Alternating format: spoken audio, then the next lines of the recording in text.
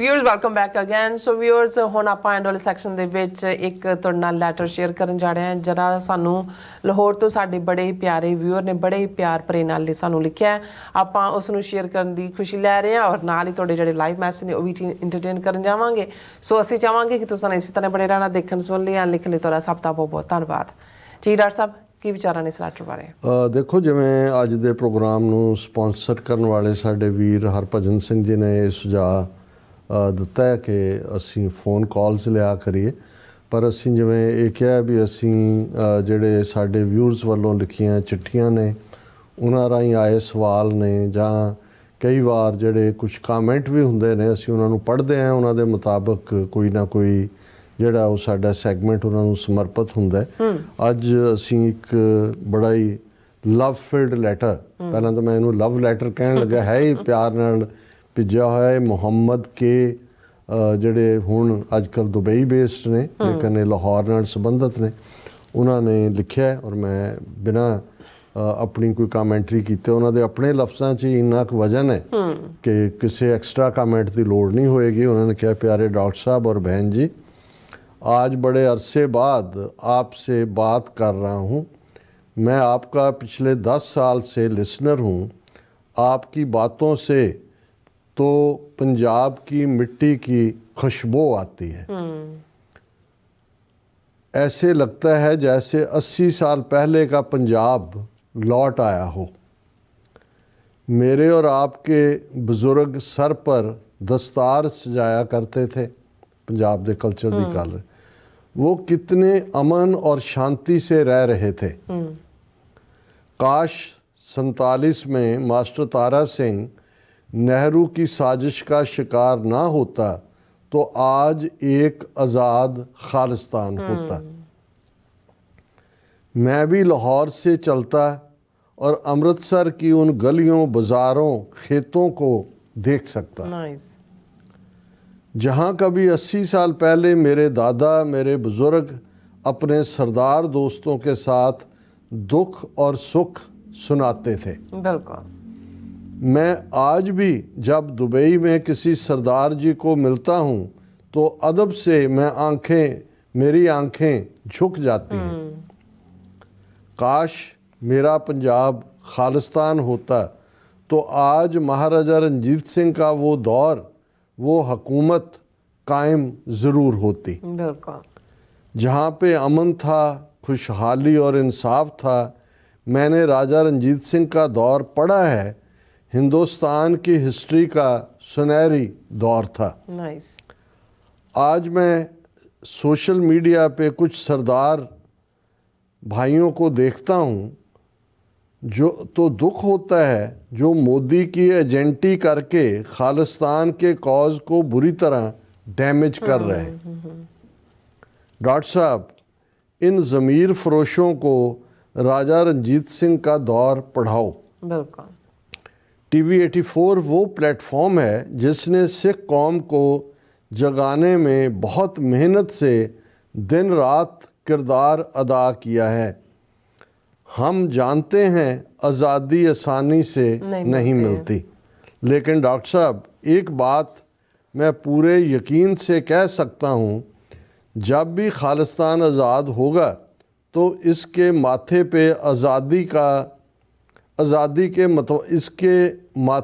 आज़ादी के मतवालों में आपका नाम सबसे ऊंचा होगा, क्योंकि पिछले 10 साल में देख रहा हूँ कि आपने स्टैंस में 1 इंच भी लचक नहीं आई। बिल्कुल।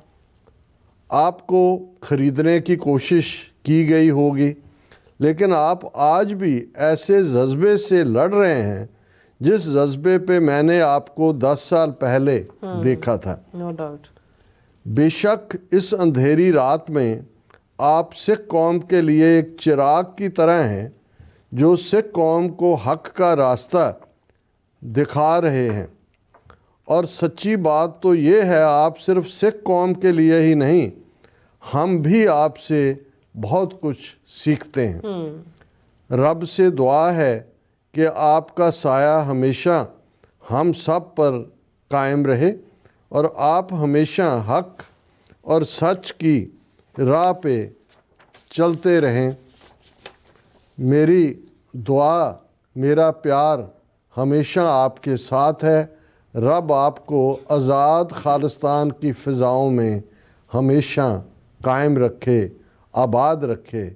आपका अपना मुहम्मद के। Very beautiful. ਹੁਣ ਇਸ ਦੇ ਵਿੱਚ ਅਸੀਂ ਕੀ ਐਡ ਕਰ ਸਕਦੇ ਹਾਂ? So nice. ਵੈਸੇ ਮੁਹੰਮਦ ਸਾਹਿਬ ਤੁਸੀਂ ਸਾਡੀ ਸਿਫਤ ਦੇ ਵਿੱਚ ਜ਼ਰਾ ਜ਼ਿਆਦਾ ਹੀ ਤੜਕਾ ਲਾ ਦਿੱਤਾ ਹੈ। Really good. ਬਹੁਤ ਸਾਰੇ ਨੇ, ਦੇਖੋ 1.5 ਲੱਖ ਤੋਂ ਜ਼ਿਆਦਾ ਉਹ ਪਰਵਾਨੇ ਜਿਨ੍ਹਾਂ ਨੇ ਆਪਣੇ ਸਰੀਰਾਂ ਦੇ ਠੀਕਰੇ ਦਿੱਲੀ ਸਾਮਰਾਜ ਦੇ ਸਿਰ ਤੇ ਭੰਨੇ ਤਾਂ ਕਿ ਕੌਮ ਦਾ ਆਉਣ ਵਾਲਾ ਕੱਲ ਸ਼ਾਨਮੱਤਾ ਹੋਏ, ਮਾਣਮੱਤਾ ਹੋਏ। ਸੈਂਕੜਿਆਂ ਉਹ ਜਿਹੜੇ ਜੇਲ੍ਹਾਂ ਦੇ ਵਿੱਚ ਅੱਜ ਵੀ ਬੰਦ ਨੇ 35-35 ਸਾਲ 30-30 ਸਾਲ ਤਾਂ ਕਿ ਕੌਮ ਦਾ ਘਰ ਖਾਲਿਸਤਾਨ ਹੋਏ। ਕਿੰਨੀਆਂ ਹੋਰ ਜਥੇਬੰਦੀਆਂ, ਆਰਗੇਨਾਈਜੇਸ਼ਨਸ ਜਿਹੜੀਆਂ ਦੁਨੀਆ ਭਰ ਦੇ ਵਿੱਚ ਲੱਗੀਆਂ ਹੋਈਆਂ ਨੇ। ਸਿੱਖਸ ਫਾਰ ਜਸਟਿਸ ਜਿਹਨੇ 2-2.5 ਸਾਲ 'ਚ ਖਾਲਿਸਤਾਨ ਰੈਫਰੈਂਡਮ ਦੀ ਮੁਹਿੰਮ ਦੇ ਨਾਲ ਇਸ ਨੂੰ ਇੱਕ ਇੰਨਾ ਵੱਡਾ ਠੁਮਕਾ ਦਿੱਤਾ ਹੈ। ਸੋ ਉਹਨਾਂ ਸਾਰੀਆਂ ਆਵਾਜ਼ਾਂ ਦੇ ਵਿੱਚ ਇੱਕ ਆਵਾਜ਼ ਸਾਡੀ ਵੀ ਹੈ, ਕਿਉਂਕਿ ਅਸੀਂ 12-13 ਸਾਲ ਪਹਿਲਾਂ ਇਹ ਜਦੋਂ TV 84 ਦੀ ਸ਼ੁਰੂਆਤ ਹੋਈ ਤਾਂ ਅਸੀਂ ਇਹ ਦੇਖਿਆ ਵੀ ਲੜਾਈ ਅੱਜ ਨੈਰੇਟਿਵ ਦੀ ਲੜਾਈ ਹੈ। ਜੰਗ ਦੇ ਮੈਦਾਨ 'ਚ ਫਾਈਨਲ ਬੈਟਲ ਤਾਂ ਉੱਥੇ ਹੀ ਹੁੰਦੀ ਹੈ, ਲੇਕਿਨ ਬਹੁਤ ਵਾਰ ਨੈਰੇਟਿਵ ਬਿਰਤਾਂਤ ਹੀ ਜਿੱਤ ਔਰ ਹਾਰ ਦਾ ਫੈਸਲਾ ਕਰਦਾ ਹੈ। ਪਰ ਮੁਹੰਮਦ ਸਾਹਿਬ ਤੁਹਾਡੇ ਵਰਗੇ ਜਦੋਂ ਵੀਰ ਸਾਡੇ ਨਾਲ ਖਲੋਂਦੇ ਨੇ, ਹਾਂ ਇਹ ਗੱਲ ਅਸੀਂ ਜ਼ਰੂਰ ਬਾਕੀਆਂ ਦੇ ਕੰਪੈਰੀਟਿਵਲੀ ਇਸ ਨੂੰ ਜਿਹੜਾ ਆਪਣੀ ਪਿੱਠ ਤੇ ਥਾਪੀ ਦੇ ਸਕਦੇ ਹਾਂ ਕਿ ਸਾਡੀ ਇਹ ਕੋਸ਼ਿਸ਼ ਸੀ ਕਿ ਜਿਹੜਾ ਸਾਡੇ ਦੁਸ਼ਮਣ ਨੇ 47 ਦੇ ਦੌਰ 'ਚ ਮਾਹੌਲ ਕ੍ਰੀਏਟ ਕੀਤਾ, ਦੋਵੇਂ ਕੌਮਾਂ ਸਿੱਖ ਔਰ ਮੁਸਲਮਾਨ ਜਜ਼ਬਾਤੀ ਕੌਮਾਂ, ਅਸੀਂ ਇੱਕ ਦੂਸਰੇ ਨਾਲ ਭਿੜੇ, ਇੱਕ ਦੂਸਰੇ ਦਾ ਖੂਨ ਡੋਲਿਆ ਔਰ ਉਸ ਸਾਰੇ 'ਚੋਂ ਇੱਕ ਬਿਟਰਨੈਸ ਹੋਈ ਜਿਹੜੀ ਕਿ ਬਿਲਟ ਇਨ ਨਹੀਂ ਸੀ। ਬਿਲਟ ਇਨ ਤਾਂ ਤੌਹੀਦ ਔਰ ਸਾਂਝਾਂ ਦੀ ਗੱਲ ਔਰ ਸਾਈਂ ਮੀਆਂ ਮੀਰ, ਭਾਈ ਮਰਦਾਨਾ, ਨਬੀ ਖਾਨ, ਗਨੀ ਖਾਨ। ਸੋ ਇਹਨੂੰ ਅਸੀਂ ਜ਼ਰੂਰ ਸਮਝਿਆ ਸੀ ਪਹਿਲੇ ਦਿਨ ਤੋਂ। ਇਸ ਲਈ ਜਦੋਂ ਅਸੀਂ TV 84 ਨੂੰ ਵੌਇਸ ਆਫ ਪੰਜਾਬ ਕਹਿੰਦੇ ਹਾਂ, ਗਲੋਬਲ ਵੌਇਸ ਆਫ ਪੰਜਾਬ, ਉਸ 'ਚ ਅਸੀਂ ਕਾਫੀ ਹੱਦ ਤੱਕ ਕਾਮਯਾਬ ਹੋਏ ਹਾਂ ਕਿ ਦੋਨੋਂ ਪਾਸਿਓਂ ਸਾਡੇ ਵੀਰ ਜਿਹੜੇ ਨੇ ਉਹ ਬੀਤੇ ਨੂੰ ਸਮਝਣ ਦੀ ਕੋਸ਼ਿਸ਼ ਕਰਦੇ ਨੇ। ਕੁਝ ਹਿੱਸਾ ਹਿਸਟਰੀ ਦਾ ਉਹਨੂੰ ਤਾਂ ਅਸੀਂ ਨਹੀਂ ਬਦਲ ਸਕਦੇ, ਲੇਕਿਨ ਘੱਟੋ ਘੱਟ ਉਸ ਹਿਸਟਰੀ ਦੀ ਰੌਂ 'ਚੋਂ ਸੱਚ ਦੀ ਭਾਲ 'ਚ ਅੱਗੇ ਨਿਕਲ ਕੇ ਦੋਨਾਂ ਮੁਲਕਾਂ ਦੀ ਸਲਾਮਤੀ, ਪਾਕਿਸਤਾਨ ਖੈਰ ਆਬਾਦ ਹੋਏ, ਖੁਸ਼ਹਾਲ ਹੋਏ, ਸਟੇਬਲ ਹੋਏ ਅਤੇ ਭਵਿੱਖ ਦਾ ਖਾਲਿਸਤਾਨ ਜਿਹੜਾ ਕਿ ਜਿਹੜਾ ਹਮਸਾਇਆ ਮੁਲਕ ਹੋਏਗਾ ਪਾਕਿਸਤਾਨ ਦਾ, ਸਾਡੇ ਸਬੰਧ ਅਮਰੀਕਾ ਕੈਨੇਡਾ ਵਾਂਗ ਹੋਣ। ਤੁਸੀਂ ਖੁੱਲ੍ਹ ਕੇ ਅੰਮ੍ਰਿਤਸਰ ਦੀ ਫਿਜ਼ਾ ਦੇ ਵਿੱਚ ਸਾਹ ਲੈ ਸਕੋ, ਅਸੀਂ ਖੁੱਲ੍ਹ ਕੇ ਬਾਰਡਰ ਪਾਰ ਆ ਸਕੀਏ ਔਰ ਇਹ ਜਿਹੜੀਆਂ ਕੰਧਾਂ ਨੇ ਜਿਹੜੀਆਂ ਖੜੀਆਂ ਕੀਤੀਆਂ ਗਈਆਂ, ਮੁਲਕ ਰਹਿਣਗੇ। ਪਾਕਿਸਤਾਨ ਜਿਹੜਾ ਉਹ ਖੁਸ਼ਹਾਲ ਹੋਏ, ਆਬਾਦ ਹੋਏ, ਅੱਜ ਦੇ ਮੌਜੂਦਾ ਖਤਰਿਆਂ 'ਚੋਂ ਰੱਬ ਉਹਨੂੰ ਮਹਿਫੂਜ਼ ਰੱਖੇ ਔਰ ਖਾਲਿਸਤਾਨ ਭਵਿੱਖ ਦਾ ਮੁਲਕ। ਅਸੀਂ ਦੋ ਭਰਾਵਾਂ ਵਾਂਗ ਦੋ ਮੁਲਕ ਹੋਵਾਂਗੇ ਔਰ ਦੁਨੀਆ ਦੇਖੇਗੀ ਕਿ ਇਹ ਸਬੰਧ ਕਿਹੋ ਜਿਹੇ ਨੇ। ਬਿਲਕੁਲ ਰਾਸਾ, ਤੁਹਾਡਾ ਬਹੁਤ ਬਹੁਤ ਸ਼ੁਕਰੀਆ। ਹੁਣ ਆਪਾਂ ਆਪਣੇ ਜਿਹੜੇ ਵਿਊਅਰਸ ਮੈਸੇਜ ਨੇ ਉਹ ਲੈਣ ਜਾ ਰਹੇ ਹਾਂ। ਮਿਸਟਰ ਲੱਕੀ ਜੀ ਪਹਿਲੇ ਸਾਡੇ ਵਿਊਅਰ ਨੇ, ਪਾਕਿਸਤਾਨ ਤੋਂ ਨੇ, ਮੇਰੇ ਖਿਆਲ ਮੁਸਲਿਮ ਭਾਈ ਨੇ ਸਾਡੇ, ਔਰ ਸੋਹਨ ਮਾਇਲ ਜੀ ਵੀ, ਫਿਰ ਇਸੇ ਤਰ੍ਹਾਂ ਮੁਹੰਮਦ ਫਾਰੂਕ ਜੀ ਵੀ, ਧਰਮ ਸਿੰਘ ਜੀ ਵੀ, ਫਿਰ ਨਿਹੰਗ ਸਿੰਘ ਜੀ ਵੀ, और सफ़ीना फजल जी भी, और फैज़ल, और इसी तरह परमिंदर जी, फिर मुहम्मद याकूब जी अरे अज खुल के मैसेज कर रहे हैं। सानू बहुत बहुत शुक्रिया, इंजॉय भी किए। मैं सारे मैसेज वैसे पढ़े ने और कहते हैं जी डॉक्टर साहब आज खबर सुनी है कि खालिस्तान फ्रीडम फाइटर ने अमृतसर में इंडियन आर्मी बेस पर हमला कर दिया है, ये खबर सच है?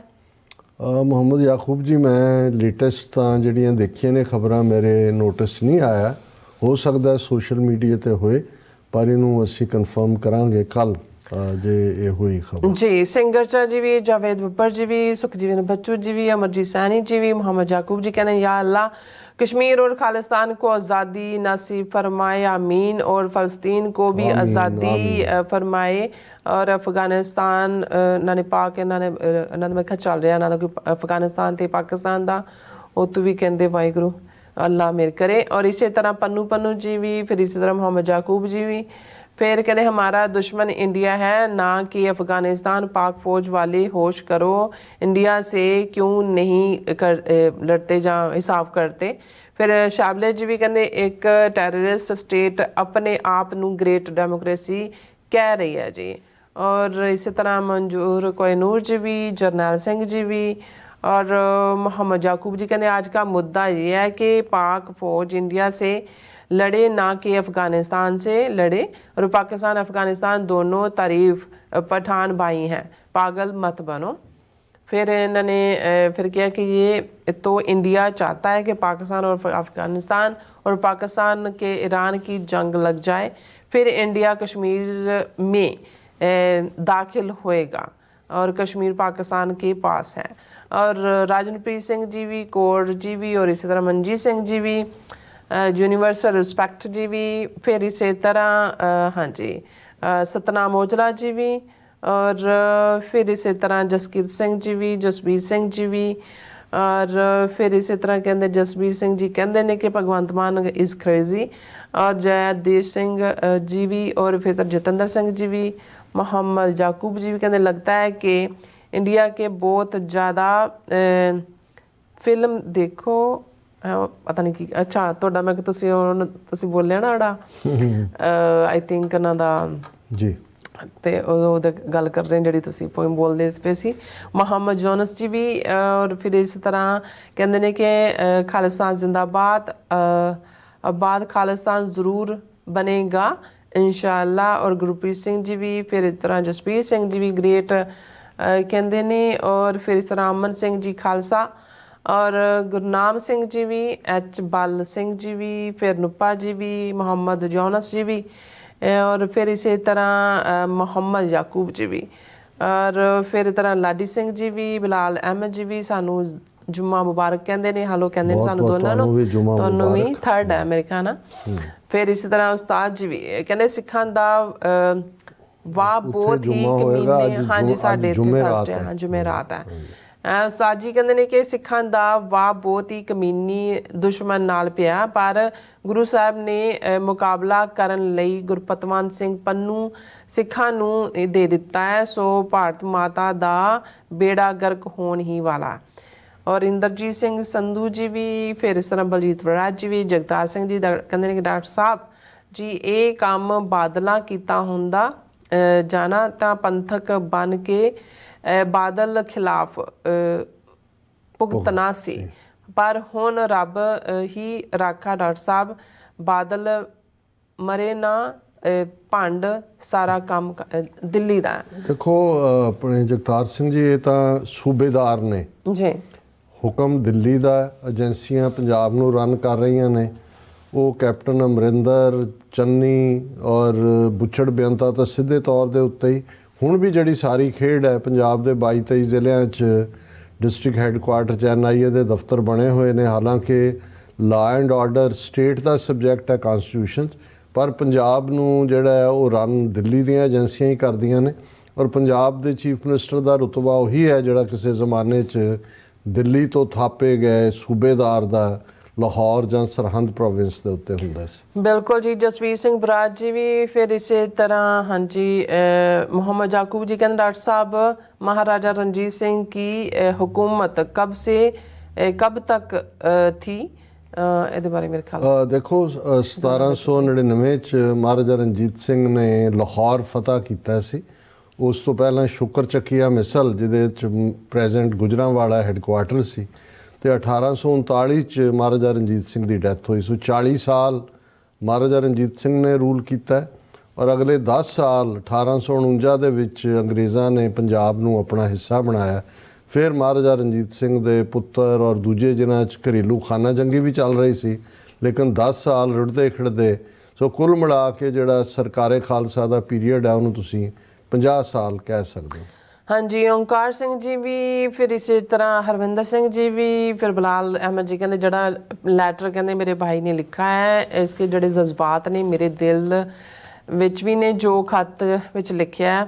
ਹਾਂਜੀ, फिर इसी तरह मोहम्मद याकूब जी भी और मुख्तियार अली पट्टी ਪਾਕਿਸਤਾਨ ਤੋਂ ਮੇਰੇ ਖਿਆਲ ਦੇਖਦੇ ਵੀ ਨੇ ਸਾਨੂੰ, ਕੁਲਵਿੰਦਰ ਸਿੰਘ ਜੀ ਸਾਹਿਬ ਦਾ ਬਹੁਤ ਬਹੁਤ ਸ਼ੁਕਰੀਆ। ਸੋ ਇਸ ਤਰ੍ਹਾਂ ਆਪਣੇ ਵਿਊਅਰਸ ਕਰਨੇ ਇਜਾਜ਼ਤ। ਵਿਊਅਰਸ, ਸਾਡੇ ਪ੍ਰੋਗਰਾਮ ਦਾ ਸਮਾਂ ਇੱਥੇ ਮੁੱਕਦਾ। ਤੁਸੀਂ ਆਪਣੀ ਰਾਏ ਤੇ ਸੁਝਾਅ ਸਾਨੂੰ ਭੇਜਣਾ ਭੁੱਲਣਾ ਸਾਡੇ ਇਸ ਪਤੇ ਤੇ sos@tvreef.tv ਤੇ ਅਸੀਂ ਆਪਣਾ ਪ੍ਰੋਗਰਾਮ ਲੈ ਕੇ ਫਿਰ ਦੁਬਾਰਾ ਤੁਹਾਡੇ ਸਾਹਮਣੇ ਹੋਵਾਂਗੇ। ਤਦ ਤੱਕ ਲਈ ਮੈਨੂੰ ਤੇ ਆਪਣਾ ਰਸ ਨੂੰ ਆਗਿਆ ਦਿਓ। ਦੇਖਦੇ ਰਹੋ TV 84। ਬੁਲਾ ਦਿਓ ਫਤਿਹ। ਵਾਹਿਗੁਰੂ ਜੀ ਕਾ ਖਾਲਸਾ, ਵਾਹਿਗੁਰੂ ਜੀ ਕੀ ਫਤਿਹ। ਰੱਬ ਰਾਖਾ।